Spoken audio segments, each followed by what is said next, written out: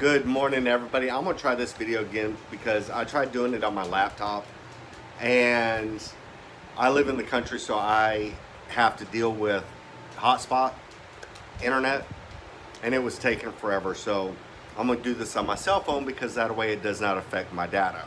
And maybe I just need to start doing that more often. Welcome to He Set Me Free. My name is Robert, and I hope everybody has a blessed day today.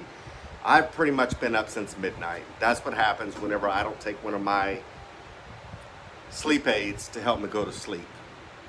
I actually woke up right around 11:38, and I stayed in bed until midnight, 1 o'clock, and then I decided to get up, and I did a little bit of reading on Microsoft Excel because I'm trying to learn the program inside and out for analyzing data. And until my data rolls over on the 4th, it's kind of hard for me to do coding and things like that because I'm very limited on data this month. So yes, I have metered data. So anyway, what I want to talk to you about today is some things that I noticed with regards to Lyft and Uber this week. More specifically with Lyft than anything. The only rides that Lyft would give me was rides that no one else would accept, and or they knew that I would not turn the rides down, so they sent me those rides to get me into areas that no other drivers will go to in Waco. That I really noticed that yesterday. And I also noticed that they zoned me not only into an area, but they zoned me into earnings, meaning my first ride was $6.14. What that tells me is there is a 90% chance that I will not exceed that amount of money, that they will try to keep me down here, meaning everything under $6.14. What I also noticed too, for that $6.14, I was having to drive 8+ miles. Okay, now I only had 5 rides that I requested. One passenger didn't show up, and the other one I canceled on because she was a passenger that I had problems with on Uber back on Thursday. And I reported the situation that I had on Uber to Lyft via X. They never responded. So apparently this passenger might be a troubled passenger, or a problem passenger. So anyway, and it could be because I message out on X all the time, or Twitter, the problems that I've been having with Lyft. More specifically, up until Friday, my 70% guaranteed take home was at 67 cents. I mean 67%, but what they did was they played with the numbers. Okay, Friday and Saturday, what they did was they started taking more out on external fees and less out on Lyft fees. This is how that they played the numbers. But if you was to take those two columns, this is Lyft, this is external, and if you was to add all these together, they would be within $3 to $5 of each other. Okay, what that says is they're still going to take 50%. Okay, regardless. Okay, especially in this time of the month, because they're getting ready for their shareholders meeting, or to report their earnings in August. So they're trying, just like Uber did last year, they're trying to pad their bottom line. What they want is and that what this does too is if they can keep you zoned in a tight area, meaning under a certain amount of money, your rides will start to go up, your miles will exceed your dollar amounts, which is what they want, okay, while your earnings are down here. If I had a third hand, I would be able to demonstrate it more. If they can get you to drive more or accept more trips, drive more mileage while your earnings are low, then they win, okay? Uber is the same way in a lot of ways. If they can, where Uber makes its money, and I've talked about this quite frequently, if they can get you to drive more miles for a shorter actual trip, then they win. because that's where they make their money at, just like with Lyft. All right, it's in their pickup fees that the app charges that the driver does not get. Okay, that the driver does not get. You only get paid for after that passenger sits inside your car and you start that trip on Uber. The way Lyft has been the exact same way. They have not paid anything extra for that. There's been turbo times, but turbo, as I've talked about, is a farce. Okay, because what they do is they take the price of the trip is actually lower, and they add the turbo time in to where the trip should be at anyway. So it makes it look like that you're getting extra money. And in reality, you're not. Just like with the long distance trip I had on Lyft this past week. The trip itself, they only charged $89.93. But they hit it, the true cost of the trip with the turbo, which was $8 and some change. So that brought it up to $98 and some change, okay? But whenever you close the trip out, they add in your toll fees and any wait times. You have to go into the trip to analyze. Now with Uber, whenever it comes to tolls, that is a separate deposit into your account. You only see what the actual trip cost, okay? Then you have to go back in and look in your wallet to see whenever that you got toll reimbursement, all right? So that they don't have to, that's the good thing about Uber is they don't try to mask it, okay? With Lyft, they try everything in the world to try to mask what they are actually up to. So you have to be wise about that. But I noticed some very specific trends.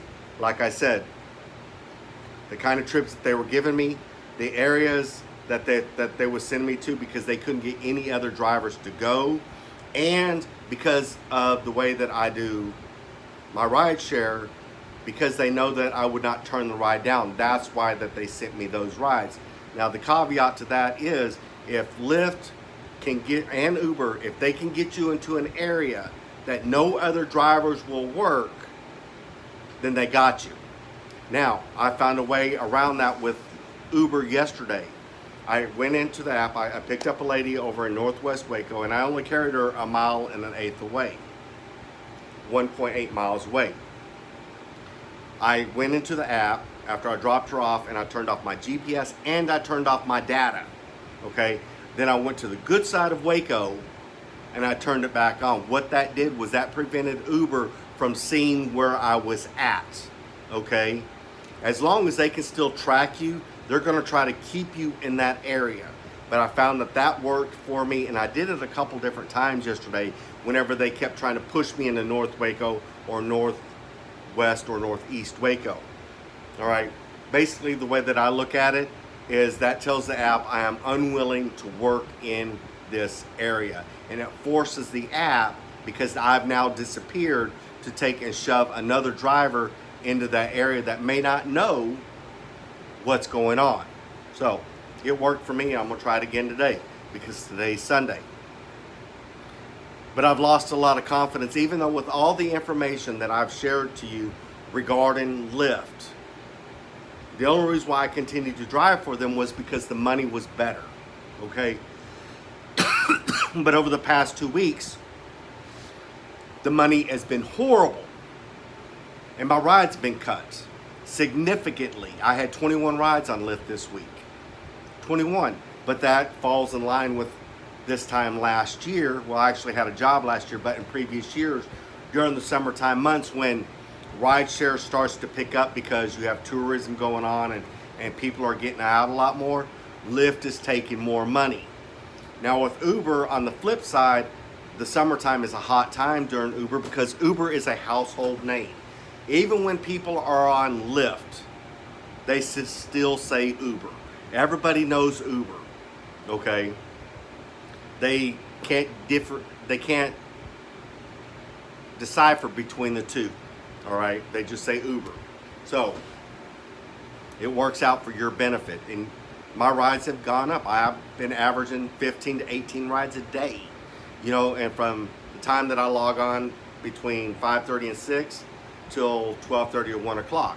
And it works out for me. Now, I don't, after 12:30, I get the hell off the app. And the reason for that is the rides start to get shorter and the money starts to drop, which is what they want. As long as you stay out on those roads and earn money, your ride count, like I said, will start to go up, but your money starts to drop down here, but your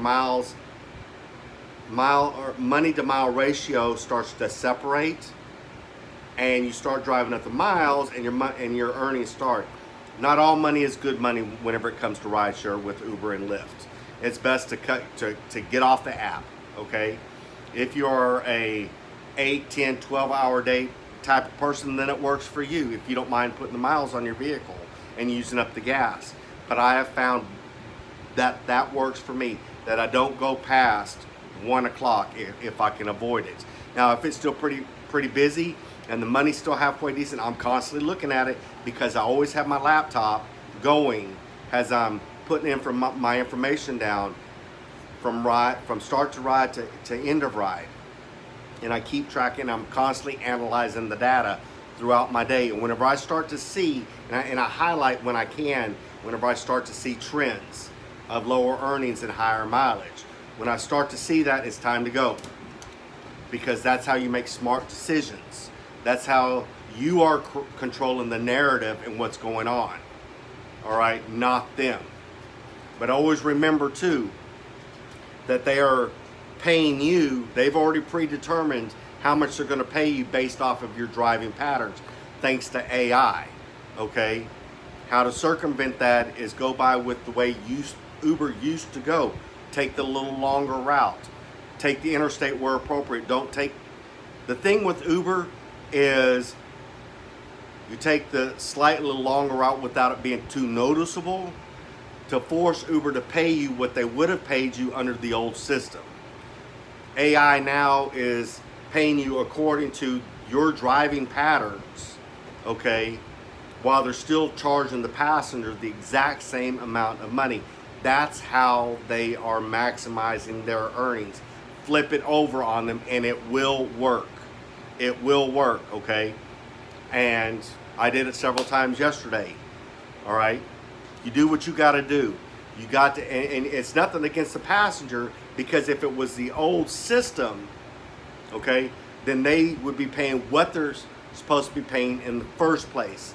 Unlike with Lyft, their price changes according to how you're driving, either less money or more money, okay? So make that conscious decision. And when going and picking passengers up, take shortcuts on Uber and or Lyft, okay? But on Uber, take the route that they say or a little bit longer to maximize your earnings, all right? That's the only way you're going to beat them. And eventually, the AI will figure it out. So, you always have to try to stay one step ahead of these applications, all right? Beyond that, I hope everybody has a wonderful day. Numbers matter whenever it comes to doing rideshare, okay? Start doing some kind of data analysis or analyzing your data throughout the day and at the end of the day, and start looking for trends. Look for those patterns. Do charts like what I do, okay? Visually look at it and see the trends. How many miles did you drive to make that money? If your miles are greatly exceeding your earnings and you're not making any money, you want your earnings to exceed your mileage, if at all possible. You should not be driving no more than 3 miles over your earnings. Actually, preferably 2, because that keeps it within the 80% or actually 90 percentile area, okay? You want to keep, in other words, this is your mileage, this is your earnings. You want to keep it about right here, okay? Preferably, you want to keep it like this, all right? But with Uber, you can't do that anymore. With Lyft, you can by taking shortcuts at every turn. But with Uber, you can't do that no more because of the way that they do it. But if you can shorten the distance, especially on your longer distance pickups and the actual shorter end trip, if you can cut off 1.5 miles or 2 miles from that and bring these two numbers together, then you win. Then Uber gets less money, theoretically speaking. But if you're not having to drive as many miles to earn this number down here, and if you can start to close that gap, then you're winning. Then you're actually making some pretty decent money out on those roads. These are just little secrets that I have found out, okay? But whenever you start to see this number here, way exceeding, and you're starting to drop down here, it's almost impossible to bring these two numbers back together because you're already behind. You have to maintain these two numbers at an even keel. You have to. That's the only way you're going to be successful out on the roads. And keep a mental thought too. I've been going in and adding comments about my passengers where need be. If my mileage is less than the money taken, the passenger might have been great, but rate the ride itself. You're not rating the passenger, you're rating the ride. I give a 1 star and other on Uber, okay? And if it's on Lyft, I give a rude, and I put in the comments that too many miles for the amount of money that I was paid, 1 star. And then I put safety issue or something, make something up. You'll see it, all right? But rate the ride as well too, the area that you're going into, how many miles that you had to drive to earn that money, okay? Because on Uber, the nice thing is you don't have, on Lyft, you can go back in and adjust the ride with Uber. On the back screen, you will see how much you got paid. It'll slightly come through. Rate it at that point, 1 star, other, all right? You're rating not the passenger, but the ride itself. Area, miles, and pay. I do it all the time, okay? And then hopefully you'll never get that person again. The one thing that I have noticed consistently with as much driving as I do, I very rarely pick up the same passenger twice. The only time the exception to that rule is on Lyft is because they can't get anybody else to pick that person up because they've already ran through all the drivers that have said no, they don't want him again. And I have said yes because I've had a great encounter with that passenger. And the ride, you know, it followed within the 3 parameters of being acceptable to get a 5-star rating from me. All right. But I very rarely pick up the same passenger twice. I no longer have regulars anymore. Okay. Can't figure it out when for 5.5 years, I've had over 16,000 people inside my vehicles, and I very rarely pick up the same person twice. Very, very, very rarely. And that keeps you from having regulars. I don't know why they do it. Just like on Lyft. If a passenger tips you good, there's a likelihood that you will never get that passenger again. That much I do know. Because now they've established that, hey, this passenger tips well, we charge minimum, they've got a relationship, cut it off. So anyway, I hope everybody has a wonderful day. Please subscribe to my video or to my channel to get more of my content. Like my videos so that I get more circulation. Leave a comment and share my videos with other people, other drivers, passengers, because sometimes I give tips for passengers, like never accept the first price on Uber, wait for the price to drop, you know, things like that. It hurts the driver, but when it all said, well, that used to be the old standard, but now anymore, it no longer affects us. It hurts Uber, not the driver, because guess what? With the way that they're doing things now, it doesn't matter anymore. So y'all be blessed, have a wonderful day, and please be safe out on those roads. Be mindful of your surroundings. Keep your dash cams on. Share videos of bad encounters with passengers so that we can all learn and just have a wonderful day. Thank you very much.